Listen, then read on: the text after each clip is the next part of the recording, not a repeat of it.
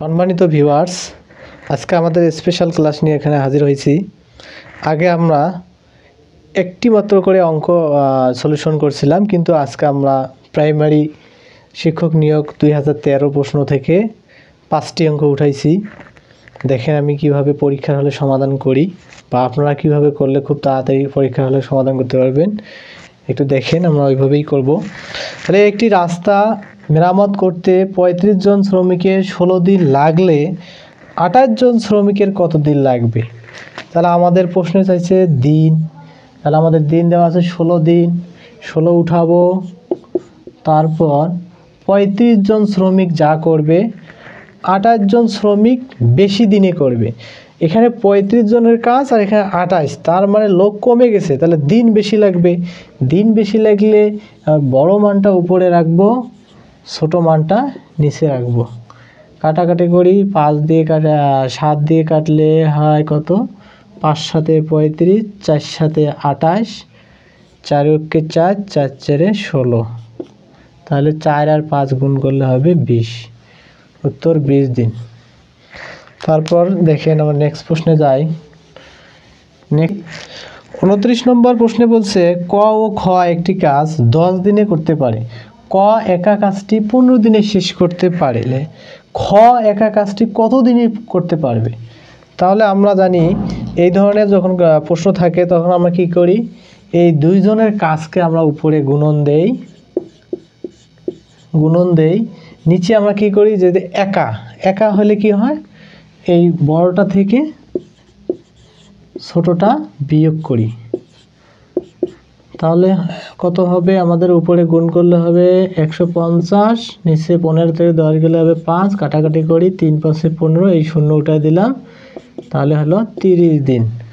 উত্তর দেওয়া আছে 30 দিন। কিন্তু কাজটি যদি একা না থেকে একত্রে হইতো তাহলে আমাদের এখানে যোগ হইতো।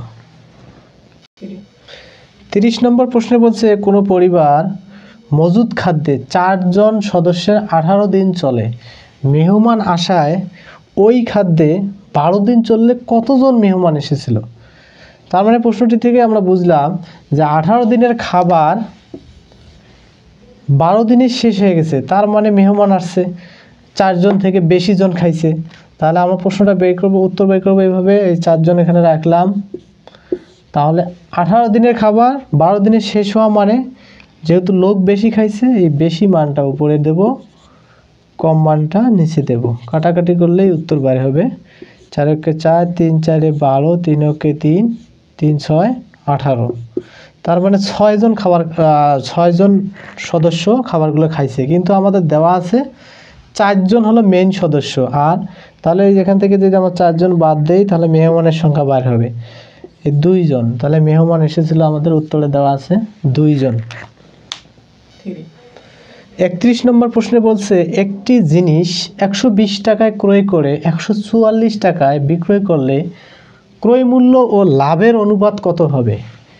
অঙ্কটি একটু ব্যতিক্রম। তাহলে আমাদের চাইছে হলো ক্রয় মূল্য ও লাভ। তাহলে ক্রয় মূল্য দেওয়া আছে 120 টাকা, অনুপাত 140 টাকায় বিক্রয় করছে। এখানে প্রশ্নে বলছে লাভ, 120 টাকার জিনিস 144 টাকায় বিক্রি করছে, লাভ হয়েছে তাহলে 24 টাকা। 24 এখানে দিলাম। এখন কাটাকাটি করলে 24 কে 24, 5 24 120, তাহলে 5:1। উত্তর দেওয়া আছে 5:1।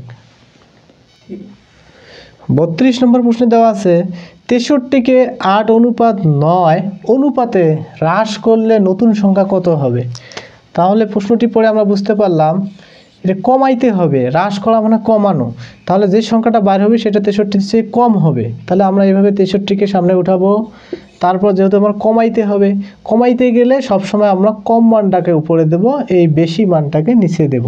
কাটাকাটি করি, 9 × 9, 7 9 63। তাহলে 7 আর 8 গুণ করলে হলে 27 56। উত্তর 56। কিন্তু এইটাই যদি আমাদের বৃদ্ধিকরণ বলতো তাহলে আমরা এই যে বড় মানটা উপরে দিতাম, ছোট মানটা নিচে দিতাম। আপনারা যদি সাথেই থাকেন তাহলে আমরা এভাবে ধারাবাহিকভাবে বিগত যত প্রাইমারি প্রশ্নগুলো আছে সবগুলো আপনাদের স্বার্থে, আপনাদের উপকারের স্বার্থে দেখা যাচ্ছে আমরা দৈনিক কীভাবে ভিডিও আপলোড করব। যদি আপনারা সাথে থাকেন, ভিডিওগুলো দেখতে থাকেন, তাহলে আমরা এভাবে অনেক ভিডিও আপলোড করব।